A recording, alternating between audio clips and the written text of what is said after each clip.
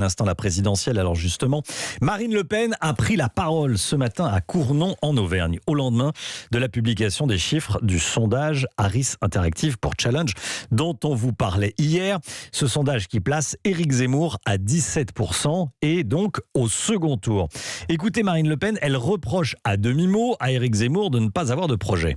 Ce qu'on doit aux Français, nous autres candidats à la présidentielle, c'est de leur présenter un projet pour assurer leur sécurité, leur protection, leur liberté. Donc c'est ce à quoi je m'attelle en ce qui me concerne. Et j'attends que chacun maintenant soit candidat et avance véritablement des propositions et sorte du constat. Pour l'instant, je ne vois pas la plus-value qu'Éric Zemmour apporte en matière d'immigration et d'insécurité, qui sont les deux seuls sujets sur lesquels il s'exprime. Je ne vois pas de plus-value par rapport au projet très construit qui est le nôtre. Alors, Louis Dragnel est avec nous. Bonjour Louis. Bonjour Romain. Chef du service politique d'Europe 1. Louis, est-ce que Marine Le Pen est si sereine que cela ? Bah non, pas du tout. En fait, entre les saillies d'Éric Zemmour qui dit qu'elle est sûre de perdre et le sondage publié hier qui la disqualifie au second tour de la présidentielle, c'est très dur pour Marine Le Pen.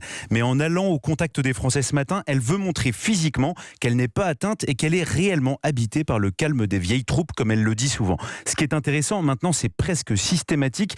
Marine Le Pen répète qu'on ne peut pas la comparer à Éric Zemmour puisque elle est candidate et lui ne l'est pas pour le moment. Et puis elle met en avant son expérience pour mieux souligner que le journaliste n'en a pas, un argument à double tranchant puisque Éric Zemmour en profite justement pour rappeler entre les lignes qu'elle est là depuis trop longtemps et qu'elle a fait son temps.